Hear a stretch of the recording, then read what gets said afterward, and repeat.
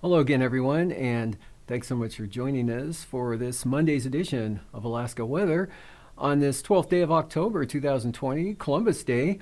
I'm Dave Percy, a meteorologist with the National Weather Service, and I'll be hosting today's show. Up first is the, let's see, let me get the cursor on the going here. There we go. Up first, we've got hazardous weather graphics, and there are no watches, warnings, or advisories, again, out probably for the next couple of days. For anywhere around the state. Jet stream again is well south of the area on the cold side of the jet, so temperatures continue to slowly fall over the interior on up to the Arctic coast. And no big storms expected to affect the state again for the next 2 or 3 days, or maybe even longer, or at least 2 days. Won't go out too much farther. So looking good in that regard. So jumping to satellite imagery, you can see a lot of clear skies over the interior from the south of the Brooks Range, upper Yukon Valley. Just a few clouds as you head down the river there toward the Nulato Hills, and looks like clear skies right out to the coastline. Then you pick up a few clouds, mostly cloudy over the northern Bering Sea. Some pretty good northerly flow. And a couple of disturbances dropping southward in that. You can see the north to south movement of the open cell Q there. Some have something of a spin to them. Those are the locations of the troughs, which enhances shower activity. And along with the winds picking up, tightening gradient due to higher pressure building farther to the west here. You can see the Komodorskis and most of Kamchatka Peninsula in the Russian Far East showing a fair amount of clearing. That's high pressure out there building, and that tightening the gradient up over the central Bering and the Aleutians, but not real strong winds, maybe gusts 40 miles an hour out of the north or northwest. Otherwise, looked dry with some sunshine over the Alaska Peninsula, Pribilofs in the clouds and showers, light showers to the eastern Aleutians as well, and a little breezy there with 8-axine wind gusts to 30 miles an hour to the west-northwest, and Nikolsky about the same, but lighter winds in toward Bristol Bay. Weak disturbance south of Kodiak Island there in the Alaska Peninsula. That brought some light shower activity up to Kodiak and to, say, Akiak over toward Chignik area. Otherwise, another break northeast Bristol Bay. Clouds, Kuskokwim Valley to the western Alaska Range. And some clearing over Cook Inlet. And light snow showers, really scattered in nature. Flurries north slope in the Arctic, eastern Arctic coast. Both Anatuvik Pass and Kaktovik picked up 1/100th water equivalent in the last 12 hours, and that works out to about 1/10 of an inch of snowfall. So very light, and also some snow showers tending to develop there in the central and upper Tanana valleys, 40-mile country. Down toward the Alaska Range, you see the clouds up there around the Fairbanks area, and they tend to break up as you drop down the Susitna Valley, and variably cloudy with some sunshine over the Copper River Basin. And showers continued in areas of rain along the Arctic coast. Cordova picked up only 0.2 of an inch of precipitation, and less than 1/10 of an inch fell at Seward. But Yakutat, on the other hand, had about 2/3 of an inch in the last 12 hours, while Sitka picked up roughly 0.2 of an inch, also precipitation. And then the showers there in Bristol Bay, mostly affecting Dillingham, one of the heavier rainfall amounts in the interior of the west. There was 1,500s at Dillingham. Otherwise, amounts where it did see some shower activity were generally 1 to 300ths of an inch. So very light precipitation. Again, the main storm track well south of the area. You can see the Cirrus Shield with a system there that's just barely reaching the Queen Charlotte Islands. And again, the northerly flow over the Bering Sea will continue and gradually shift eastward and weaken over the next couple of days. High pressure built in over the north slope today for much lighter winds there on the central and east side, as well as the north slope from what they were, say, a couple days ago. And the west side still a little brisk, both Point Hope, Cape Lisburne, seeing winds gusts 35 miles an hour this afternoon, but trending down, and that'll continue.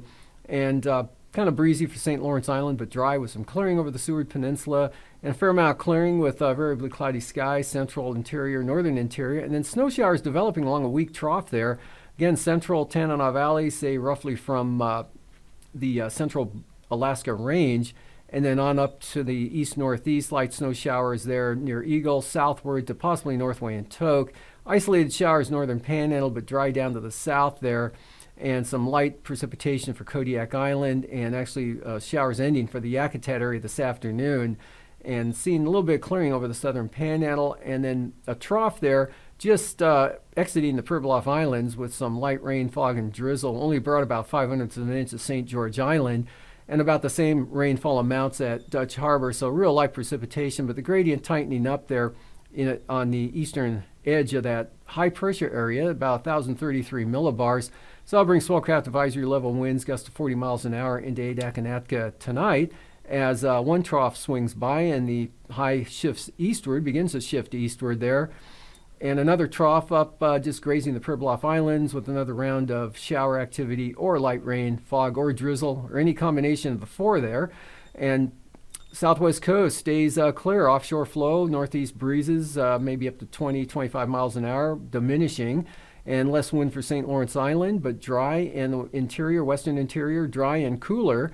And temperatures definitely dropping below freezing south central Alaska tonight. And chance of snow up there in the Tanana Valley, central upper Tanana Valley, with a possible narrow band, say around Salcha, or along that trough, could see 1 to 4 inches of snow at the most, and that'll be in a kind of a narrow, isolated area.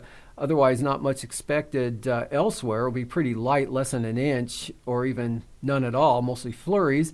And dry over the Copper River Basin. Lingering showers linger Prince William Sound and also the eastern North Gulf Coast and northern Panhandle, with dry conditions central and southern southeast coast.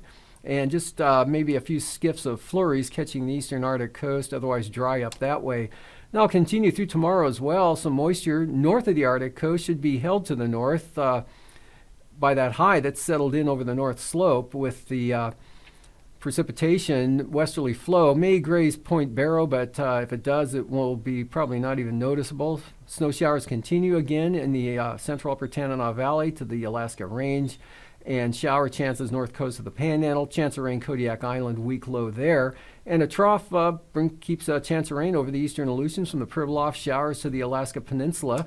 And then for Wednesday, that whole area high pressure shifts eastward. That northerly flow really diminishes, along with it the shower activity. So next front pushing into the far western Bering Sea starts to kick the winds up there for Shimmy and Attu. Weak trough, chance of flurries Arctic coast, dry over the interior. Still a chance of snow showers for the Tanana Valley. Some of that could slip on into the Susitna Valley as well, with increasing clouds and a better chance of light precipitation south central Alaska, North Gulf Coast, and showery for the Panhandle. Lows tonight, shade below zero, North Slope, Anatuvik, and Arctic Village. Otherwise, single numbers to lower teens in the central interior, 25 to 35, southern Alaska.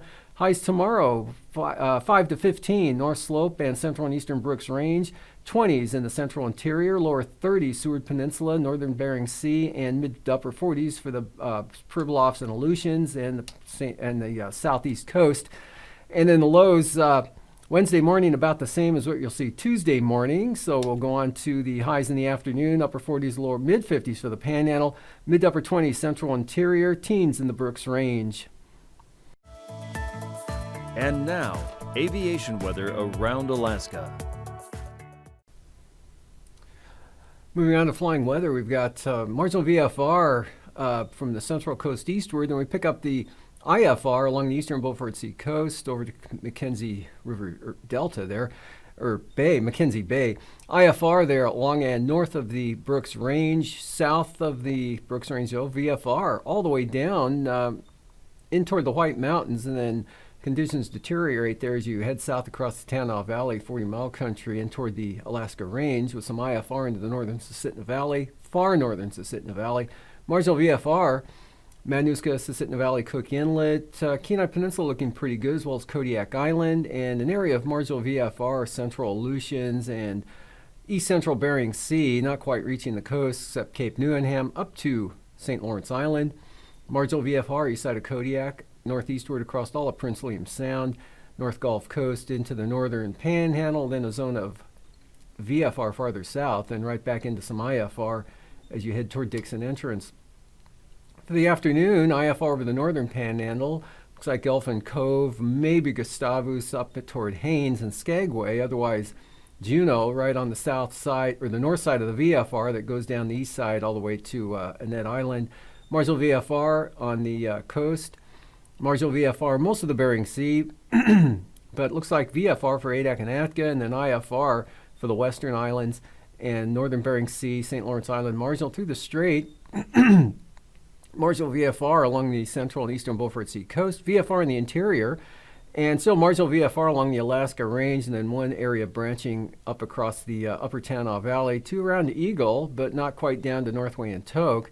And IFR Kodiak Island, south side of the Kenai Peninsula, and IFR increasing on the eastern slopes of the western Alaska Range. And then for Wednesday morning, we've got IFR there along the Alaska Range again. And north of there, though, VFR, the entire stretch of the Yukon River until you get out into the Delta. Eastern Norton Sound, VFR, Kotzebue Sound, Kobuk, Koyukuk Valleys, Brooks Range, and a good portion of the North Slope, VFR. And IFR, central and western Arctic coast, down to about Point Lay, and then marginal VFR from there to Point Hope. And the Bering Sea, pretty much marginal, with marginal VFR to Adak and Atka, but IFR creeping in toward Adak during the morning hours. And for the afternoon, you'll see doesn't really make much of a move to the east, just some areas of IFR from roughly around Adak westward.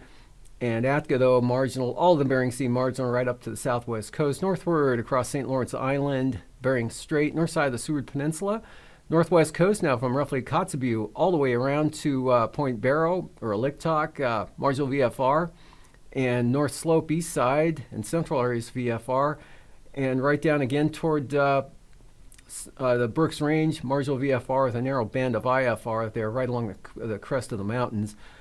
Some IFR from the North Gulf Coast, and IFR over the Eastern Panhandle. For Anaktuvuk and Adigan, optimistically looking VFR tomorrow. Could be marginal maybe to start out, but quickly becoming VFR on either approach. Lake Clark and Merrill, VFR becoming IFR.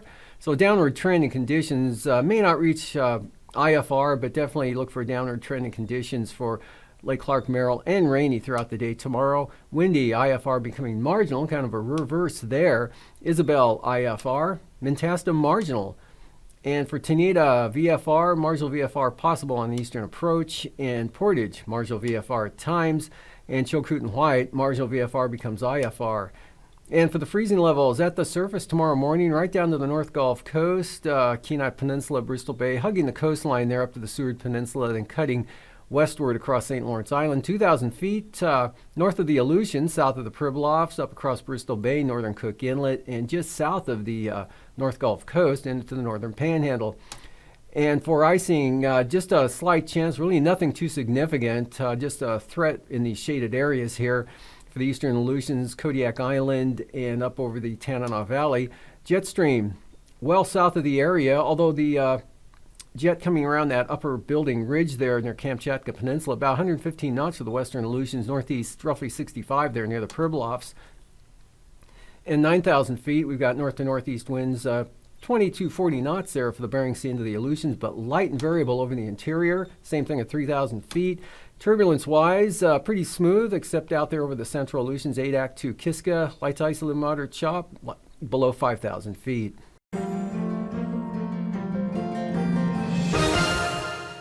Hello and welcome to this edition of Alaska Weather Facts. I'm meteorologist Carrie Haisley, Chief of the Emergency Services and Multimedia Branch for the National Weather Service in Anchorage. With me today I have Dr. Doug Wesley, a physical scientist for the National Weather Service Alaska Region Headquarters. Doug, thank you so much for joining us today. You're welcome, Carrie. Hello. Hello. So you're here to talk to us a little bit about something called AKwx, which is the Community Collaborative Rain, Hail, and Snow Network. And I understand that AKwx is a network of volunteers who take weather observations. Can you tell us a little bit more about what AKwx is? Yes, it began in the lower 48, 20 some years ago, and it's expanded during those 2 decades. They're getting something like 10 to 15,000 rainfall reports per day from the lower 48. Wow, that's a lot of different reports. So how many reports do we get in Alaska right now? Well, it varies, maybe 10 to 25. But if you consider the large areas we're talking about, we have a lot of gaps to fill. Any observation is better than no observation, but there are large areas in Alaska. Alaska covers 3 million square miles. There's a lot of data gaps in that space, so we'd like to enhance it. Sure. So tell us then a bit about why these observations are so important to Alaska and why we need to expand the number of them that we're getting. Yes, Alaska, as you know, has large areas with a lot of complex terrain, and there are no weather observing stations or radar. So CoCoRaHS can help fill the data gaps, so you can at least get some idea of what's actually falling from the sky at those locations. CoCoRaHS increases the amount of timely weather observations available to meteorologists and other decision makers, especially in hazardous type of weather, both rain and snow and the occasional hailstorm that we get up here. CoCoRaHS observations can help forecasters identify long-term precipitation and snowfall trends in a climate sense. And just overall, they increase the amount of timely weather observations available to the public. So then let's talk a little bit about each of the different types of observations. So it's the rain, hail, and snow network. So let's start by talking a little bit about rain observations and tell us a little bit about how you take those and how long it takes a volunteer to get a rain observation. Okay, this is a 4-inch gauge, just the basic gauge, which you use for both rain and snowfall. But the rain observations are pretty quick. It's a matter of 2 or 3 minutes that each volunteer goes out and takes a reading, and then they enter these on the computer, and they're immediately available for observation on the computer and on the maps, so that you can see your report. In the wintertime, it's a little bit more complicated. We require the observers to measure not only the snow accumulation, but also liquid equivalent. So they've got to melt the snowfall. This involves 2 of these gauges and a snowboard. And it's maybe a 10-minute observation per day during the winter.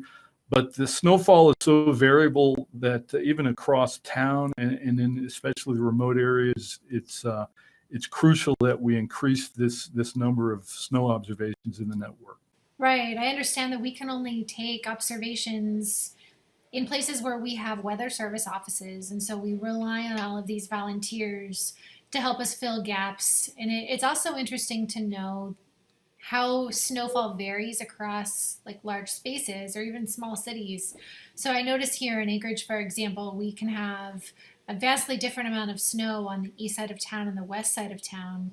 And so it seems like these observations would help us to better understand what's going on in places besides just where the office is. That's correct. In any given snowfall, there are typically large variances, as you know, and we rely on reports from the public and from National Weather Service cooperative spotters to map out the snowfall that occurs so that we can predict it better in the future. Sure. So we talked about rain observations and we talked about snow observations. And you said for each of those, if it's rain, it only takes a couple minutes and then it can take about 10 minutes if it's snow. Hail was the other one that we didn't talk about yet. Tell us just a little bit about the hail observations that CoCoRaHS observers take. Yeah, the CoCoRaHS network, it has a hail pad, and it's just a simple block of styrofoam covered with aluminum foil, and you can approximate the size of hail by measuring the dent that the hail causes on the pad. And this can give us an estimate of hail size. We don't get hail very often in Alaska, but I've seen it 2 or 3 times in my 5 years in Anchorage, and some of it up to a ½ inch. And I'm sure there's been larger hail up in the interior at times. So let's talk a little bit about how these rain, hail, and snow observations can help forecasters. So we have people who forecast the weather, and we also have people who work on the hydrology side, and I can see that maybe CoCoRaHS will be beneficial to both of them. Can you tell us a bit more about that? Yes, it's beneficial to the hydrologic forecaster who's concerned about flooding, and rainfall comprises one of the causes of a flood, or it can exacerbate high water conditions. So the more the hydrologist has to look at in terms of data from recent rainfall, the more information they have to work with when they're generating a forecast. The weather forecasters in the wintertime at the Weather Service office can use these observations also to help with past case studies, to verify model data, and to get a handle on what's actually happening out the window. And that's important in the forecast process. Yeah, it seems like you can never have too much information when you're issuing a forecast. So it only takes a few minutes most of the time to take these observations. So let's say I'm interested in becoming a volunteer for CocoRaz. How do I get involved? Yeah, the website is very useful, cocoraz.org, and it has a number of video-based training tutorials that take you right on from measuring rainfall to a video tutorial on measuring snowfall. It has the maps available in real time, and you can go back and look at that old data too through those maps. And so it's a very useful, comprehensive website. Very interesting. And anybody can get involved, right? You don't have to be a meteorologist. That's right. And, we love to have 24, once a day reports throughout the year, but if you can't, then so be it. And we have observers, some observers are out of town for periods of time, or maybe they can only report, a week or two of precipitation, but it's still useful. It's still data that we look at. So the more the better, but you can get involved even if you aren't at a location 24/7. Doug, I really appreciate you coming on to our program today to talk about CocoRaz. Hopefully we can have you back in the studio at some point so we can talk more about it and then talk more about the different types of observations and the tools that observers use. That would be great. Yeah. So thank you for your time, and thank you so much for joining this edition of Alaska Weather Facts.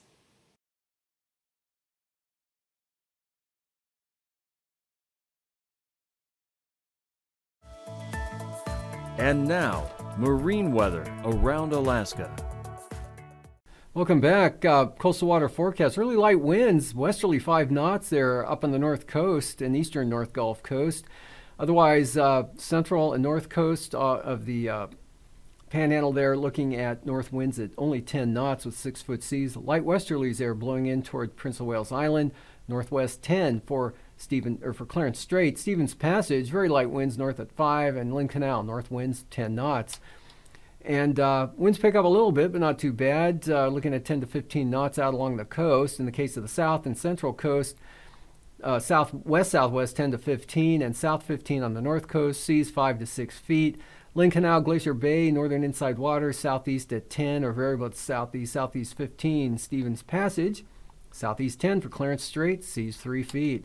Prince William Sound, east winds at 10 tomorrow, north 10 for northern Cook Inlet, 15 knots for southern Cook Inlet, northeast 20 Kamishak Bay. Winds will be out of the east at 20 knots for the Barren Islands, and east at 15 western North Gulf Coast.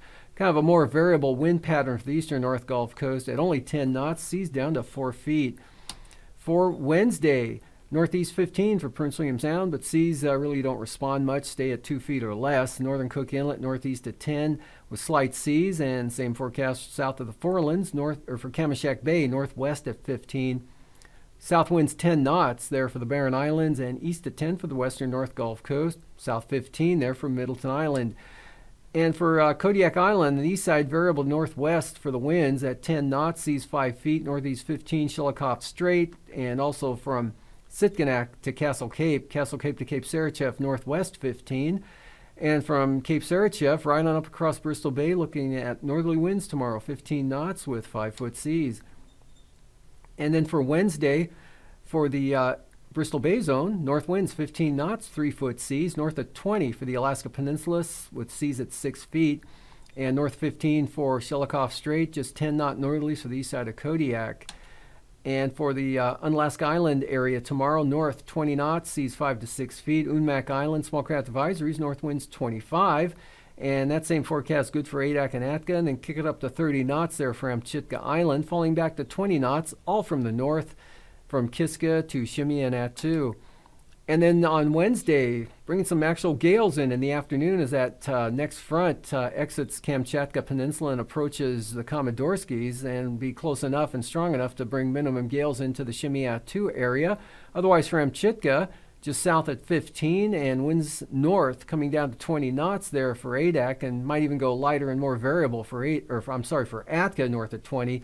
Adak might go light and variable during the afternoon on Wednesday. Northerly winds 20 knots for the Fox Islands. Southwest coast, north winds 20 knots tomorrow. Same for the St. Lawrence Island area, St. Matthew Island, north at 20, 7-foot seas. Pribilof, small craft advisories, north 25, 7-foot seas, northeast 15 to 3-foot seas for Norton Sound. And for Wednesday, north winds 15 knots, St. Lawrence Island, right on down along the Yukon Delta coast to Nunivak Island. South of the island, though, north winds at 20 with 5-foot seas. North 15 for the Pribilof, southwest 15 St. Matthew Island, north at 10 for the Norton Sound. And for the central and part of the eastern Beaufort Sea coast, we've got west winds tomorrow 15 knots, and then the extreme east side of the coastline there toward demarcation point west at 10. Southwest 10 on the western Arctic coast. Winds, as you can see, continuing the downward trend, now just 15 knots from Cape Beaufort to Cape Thompson, actually all the way to Wales. And for Wednesday, even lighter winds, north 10 knots from Wales right up the west side of the Arctic coast there, northeast 15 for the central coast, otherwise westerlies 10 to 15 knots for the eastern stretch of the coastline with seas running 3 feet on the east side, central coast about 4 feet, western coast only 2 feet. And for tonight, high pressure will continue to lighten the winds there along the coast, and definitely will be light winds over the north slope to the Brooks Range. Temperatures falling a little below zero in those areas, with some, especially in the clearing sky areas. Milder on the Arctic coast with a few more clouds, risk of some flurries, mainly east side there. And measurable snow possible, central eastern Tanana Valley to Eagle, maybe down toward Northway and Tok, but just a narrow area of measurable snowfall near Salsha, say, and scattered lingering showers, Prince William Sound and the Panhandle. And for tomorrow, still a chance of snow showers, mid and upper Tanana Valley to the Alaska Range. Dry, partly sunny, south central Alaska. Showers linger on the north coast of the Panhandle. Chance of rain, Kodiak Island. Breezy and occasionally damp for the central eastern Aleutians. High pressure dominates the central and eastern Bering Sea on Wednesday. These forecasts are for planning purposes only. Call 1-800-WX-BRIEF for a formal pre-flight briefing. Always file a flight plan before you go flying. The U.S. Coast Guard Auxiliary urges you to leave a float plan with a friend or the harbor master before you go boating.